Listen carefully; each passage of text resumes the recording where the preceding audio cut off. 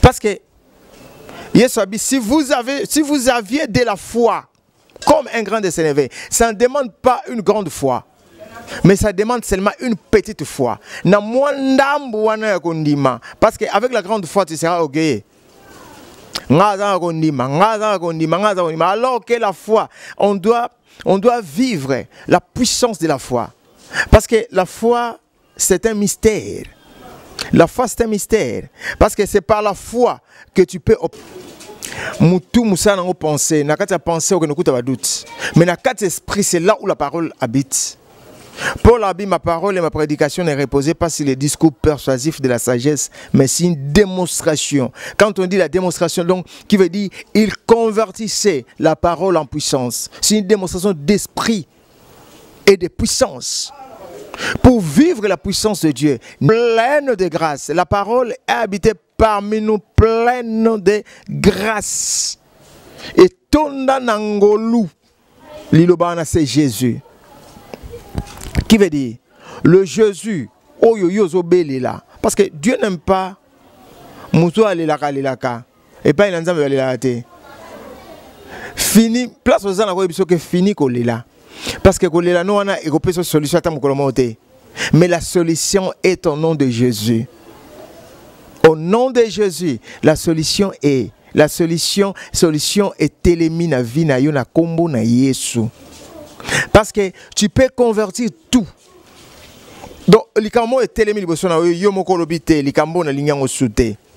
Parce qu'il est question maintenant des têtes et de l'esprit, qui veut dire namote. Ok, bien aimé dans le Seigneur, Mokimo Mbabisika, Bozoko Landa Biso, Nzamba Pambola Bino na chaîne Abiso Ezama Kambo TV, na émission Abiso, la puissance du nom de Jésus-Christ. Avec votre humble serviteur, le révérend pasteur Edo Joseph, Wana Tozana Sima, ya caméra à réalisation, notre bien-aimé, merveille Koueditouka, Oazo Pesarabino Tangunyo, son émission Noir et Blanc, émission qui toko vraiment Nzamba Pambola Kango Tangunyo. Là, j'ai béni l'homme de Dieu, le papa André Ngambo et toute la famille. Vraiment, Nzamba Pambola Bino Lisusu, na marque et à confiance, autant on est sur le sala, na ngayo Mumbu na Nzambe. Votre bien-aimé, votre humble serviteur, le révérend pasteur Edo Joseph, vraiment Nzamba mon abino. Le beau Nzamba zanabino to banda qui thème na biso na émission na biso ezalite ma famille dans la captivité. La loi de la captivité. Bien-aimé, total qui totali famille ya Rekab. Comment est-ce que bazalaki captivé? Nakati ya captivité, nakati ya soumission maléfique. Donc bokangami, bakangami, baza captif, libota mobimba captive. Vraiment bien aimé dans le Seigneur. Nzambe amona li supe nzamba kangola yo parce que oyo ezokanga yo ezama be mingi. Bien aimé na oyebse lokomoko.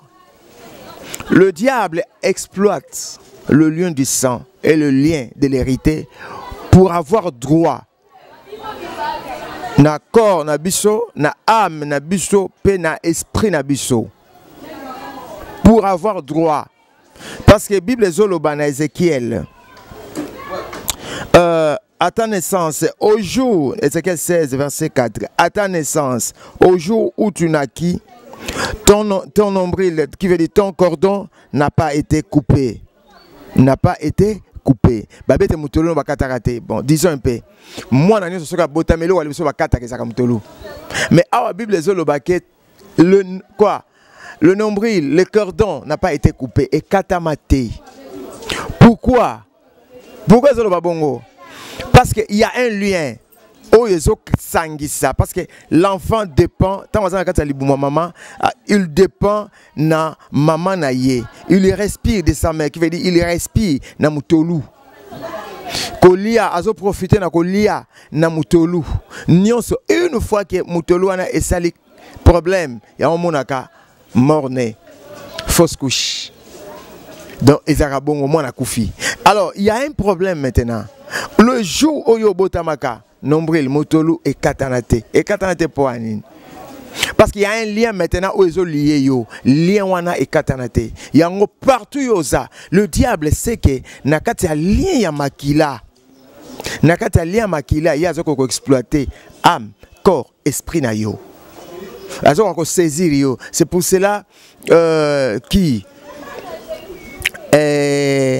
la personne Jaébet a aussi la prière. Bible le dit que tant à Botami, il était plus considéré que ses frères, mais sa mère lui donna le nom de Jaébet parce qu'il disait, parce que je l'ai enfanté avec douleur. Jaébet a dit prière. Abi si tu me bénis, si tu élargis.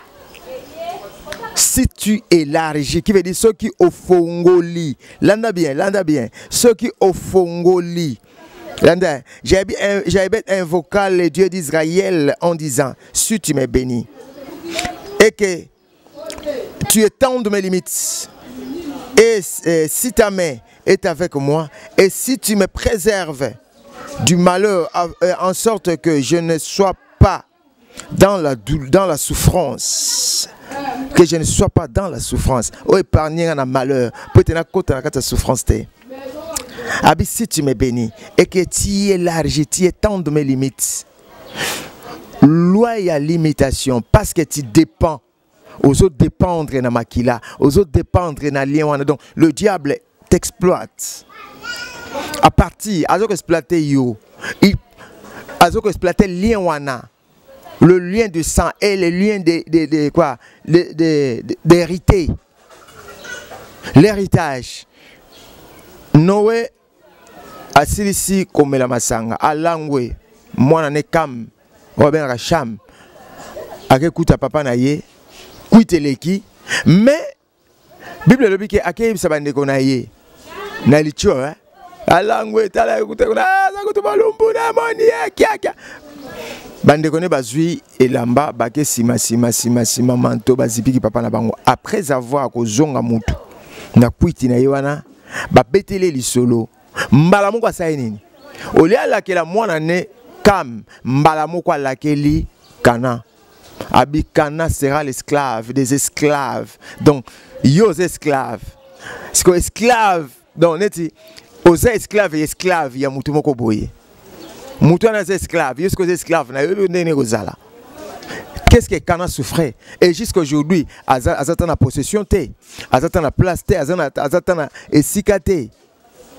Parce que partout il y a Zala, na Cana n'a pas délogé na Israël. Ba délogé à qui? Azatan a place. C'est pour cela, le diable sait, Ayebi place yo botamela, Ayebi, abete, par ton origine et ta naissance, tu es du pays de. Le diable sait d'où tu viens. Le diable sait bisikanini oyo wuta. Ayebi ndenge na kweko zula yo. Ayebi. C'est pour cela mutu alafandi na poto azolota ke azana mboka na bango. Musu azolota nini? Azana kata mai na bango mboka. Musu azana kata bilanga. Azana bilanga na bango na mboka. Mais c'est quoi bien aimé? Il y a un lien que le diable est en train d'exploiter. C'est par ce lien que Azo réclamé yo. Et en Ozoka, Yesu ici Pierre Abi, Pierre, Satan t'a réclamé pour te cribler comme un fromage, j'ai prié pour toi.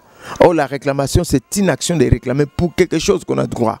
Pour avoir droit sur toi, le diable exploite quoi? Le sang. Pour avoir droit dans la vie, il y a Jaébet à exploiter Nin. Makila.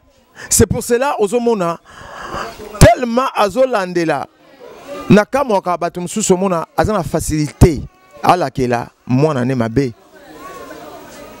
À laquelle moi n'en ai ma baie. Yango sala attention, Yomutuba laquelle ma baie. Et Yomutu laquelle kabana ma baie. Et sala attention, Yopé le sous parce que on écoute à Mutum sous. Tu sais, ce qu'on a papa spirituel, osa bien la vie. Osa papa molimo, oh botu na molimo. Osa bien la vie parce qu'il va te bénir. Le Père spirituel nous bénit. Si un Père spirituel, ah bien aimé, le gars papa André Ngam, vraiment, je sais que tu es béni là où tu es. Bien aimé, c'est le temps où la délivrance parce que tu es lié à quelque chose. Le lien d'hérité, il est abandonné exploité Nakana parce que maudit déjà Satan côté. Abandola ndatina bana na ye. Na bakoko na ye. Et awa Jephté, nani pardon. Jaébet à cause il y a souffrance, il y a douleur, maman pèse combo à douleur. Moutoué ko senga vine comme qui limité, vine comme qui bongo, il n'était pas béni, mais il cherchait maintenant la bénédiction de Dieu. Tu peux avoir, les gens peuvent te donner de l'argent. C'est pour cela, numéro la biso ezali plus 243 89 80 67 925 plus 243 80 67 925 donc plus 243 89 80 67 925 là au Kozoabiso mbalamango même na WhatsApp pour benginga tokosola bien pour un problème aux autres tungisabo moinayo aux captifs quelque part. Diable ça kanga vina yo a bloqué makamuno nyonso senti limité na domaine nyonso ozoko ko se relancer te ozol me kana forme nyonso mais ça ne tient pas au bunda kana lenge nyonso mais ça ne tient pas parce que ezan eloko moko diable azoko exploiter na vina yo ayebi ke awa nde na kangiye ayebi ke awa nde aza yangai limité bloqué bénédiction musika souffrance au côté des gens à 4 donc malheur et côté au côté de la souffrance. Bien-aimé, qui a dit quoi dans ta vie? Wa loba nini na vie na yo? Nani ngwa loba na vie na yo maloba moko boy quelconque. Alors, nena rappelez que notre Dieu est bon, il est capable de tout. Christ a vaincu. Bible dit que Christ a yaki pour détruire les œuvres du diable. Et ce sont les œuvres du diable. Oy kanyonde yango yesoyé là. Pour écraser. Tu es béni là où tu es parce que l'andi likamboyo nzamba saelo bola mobele nzamba fongo la vie na yo nzamba saelo makama minene mais poto sola bien to sola bien et zo senga obenganga to solo là on comprendre la réalité nini o ezana vie na yo. Là j'ai béni mon bien-aimé le grand caméraman grand réalisateur merveille Kwedituka Nzamba pambola ye, nzamba saele bolamu. Et je crois que cette année à Lingabanda, il faut bala, il faut ça comme moi senaye, ba bengue messieurs, parce que Nicolas n'est pas citoyen.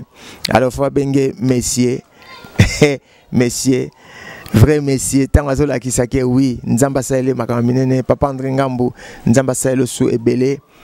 Pour nanion sope libota mobimba mama bana, bande quoi na place azali nzambe apambola bango et je sais que les livres sont enrichis bien.